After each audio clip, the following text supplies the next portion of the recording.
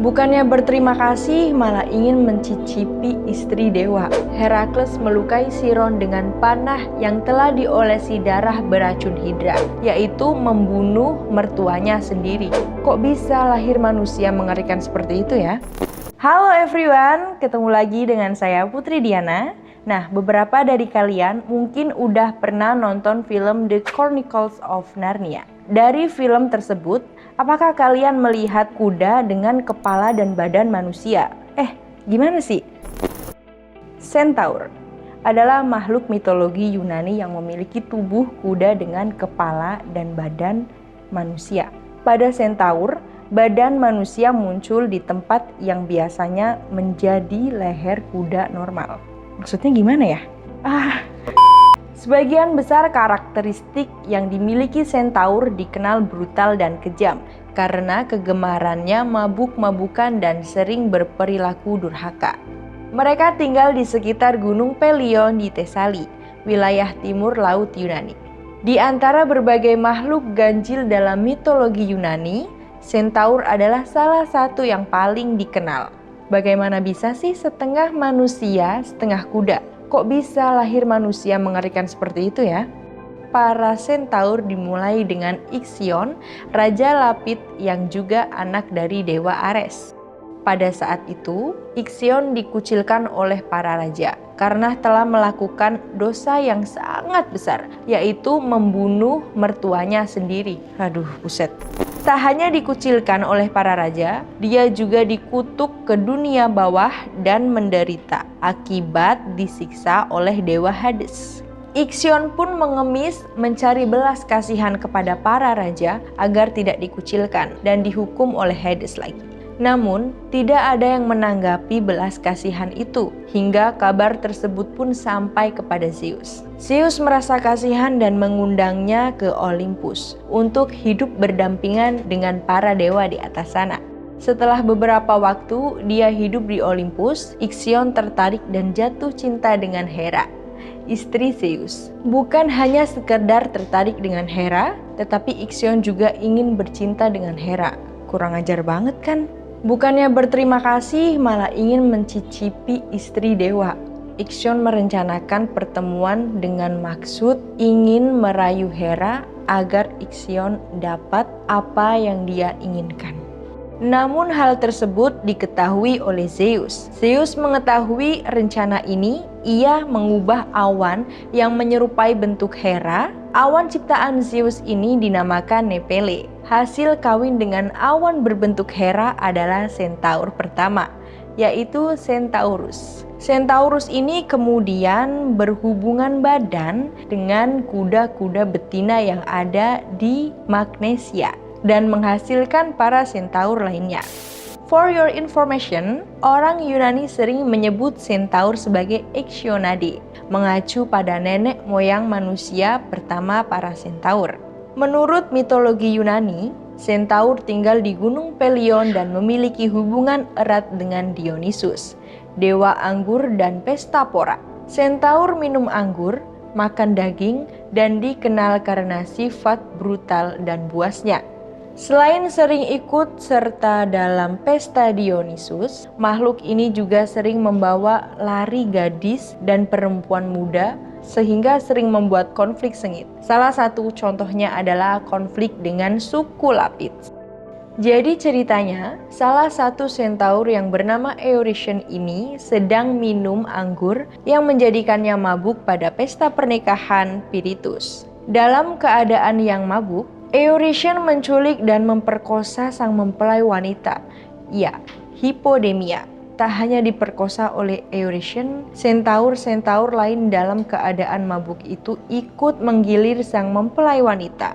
Akibat perbuatannya, terjadilah perang Centaur dengan suku Lapit yang membuat Eurytion tewas terbunuh di tempat dan akhirnya para Centaur diusir dari daerah suku Lapit. Meskipun dianggap brutal dan sering memicu keributan, tidak semua Centaur berperilaku biadab. Satu-satunya Centaur yang baik adalah Chiron, yang dikenal karena kebijaksanaannya yang luar biasa. Chiron ini berbeda dengan Centaur yang lain. Ia adalah anak dari Cronus. Ibu dari Chiron adalah Pilira, sang dewi penyembuh, sehingga Chiron menjadi centaur yang abadi dan menguasai semua ilmu pengetahuan, penyembuhan, serta astrologi. Dia juga cerdas, ramah, dan sangat beradab. Mirisnya, Pilira memilih meninggalkan Chiron karena malu memiliki anak dengan tubuh setengah manusia, setengah kuda. Chiron akhirnya diangkat anak oleh Apollo, sang dewa musik, penyembuh, ramalan, dan juga dewa pemanah. Chiron diajarkan banyak hal oleh Apollo. Wujud Chiron sendiri sebenarnya bukan murni hasil badan antara Cronus dengan Pilira. Jadi, pada saat itu Cronus sangat menyukai Pilira. Namun, Pilira ini tidak begitu menyukai Cronus karena dia dikenal sebagai Titan yang sangat kejam. Akhirnya, Pilira ini berubah menjadi seekor kuda betina untuk mengelabuhi Cronus. Hal ini diketahui oleh Cronus, sehingga Cronus pun merubah bentuk menjadi kuda jantan untuk mendekati Pilira. Hasil dari hubungan mereka lahirlah Chiron sang centaur. Oh iya, banyak para pahlawan Yunani yang diajari banyak ilmu oleh Chiron. Di antaranya adalah Achilles. Dipercaya pengasuhannya kepada Chiron yang bijaksana selama masa remaja. Achilles juga mewarisi tombak sakti yang terbuat dari Pelian yang diberikan Chiron kepada Peleus. Kemudian ada Hercules atau kita biasa sebut dengan Herakles yang juga menjadi sahabatnya. Namun, ketika Herakles bertarung dengan para centaur saat sedang menjalankan tugas keempatnya yang juga ada Chiron di sana, tetapi dia memilih untuk tidak ikut campur pada pertarungan itu. Dalam keadaan yang sangat chaos di sana, secara tidak sengaja Herakles melukai Chiron dengan panah yang telah diolesi darah beracun Hydra, sehingga membuatnya merasa sangat kesakitan dan tidak bisa disembuhkan. Karena Chiron adalah makhluk yang abadi, hal ini membuatnya tersiksa sepanjang hidupnya.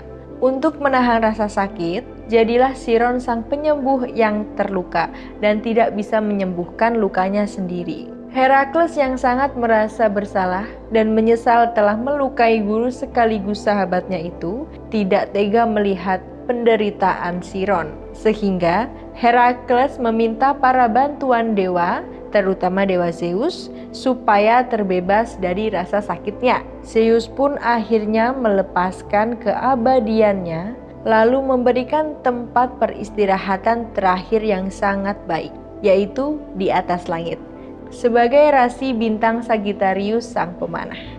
Chiron paling sering digambarkan menggunakan tunik pendek, jubah, dan sering membawa patahan pohon di atas bahu tempat tergantung berbagai buruan binatang seperti rubah, kelinci. Mungkin karena merupakan centaur yang paling beradab. Kaki depannya seringkali digambarkan sebagai kaki manusia. Dan dia umumnya tidak terlalu berbulu di kedua kaki dan dada dibandingkan dengan centaur lainnya. Persilangan antara hewan dan manusia dalam diri centaur amat menarik karena menggambarkan sifat manusia yang kadang mulia namun di lain kesempatan bisa begitu kejam. Chiron menggambarkan sifat dualistik centaur, di satu sisi masih berwujud centaur, tapi di sisi lain bisa mengendalikan kebrutalannya dan bersifat lebih manusiawi. Chiron adalah tokoh yang dihormati dalam mitologi Yunani. Penggambaran kontemporer centaur lebih mengacu pada sifat baik Chiron dibandingkan saudara-saudaranya yang brutal. Itu sebabnya banyak buku, puisi, dan film yang memposisikan centaur dalam peran penasehat serta menawarkan kebijaksanaan dan bantuan yang mengacu pada Chiron. Pada akhirnya, centaur bisa dimaknai sebagai metafora akan hadirnya malapetaka jika manusia kehilangan kesempatan dan nilai-nilai luhur mereka.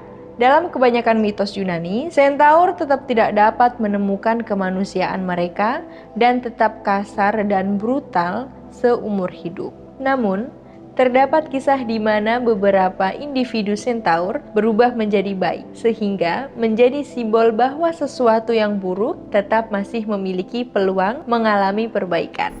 Jika teman-teman pengen request makhluk apa aja sih yang pengen Putri bahas di sini mengenai mitologi Yunani, teman-teman juga bisa komen di bawah ini. Putri pamit, see you!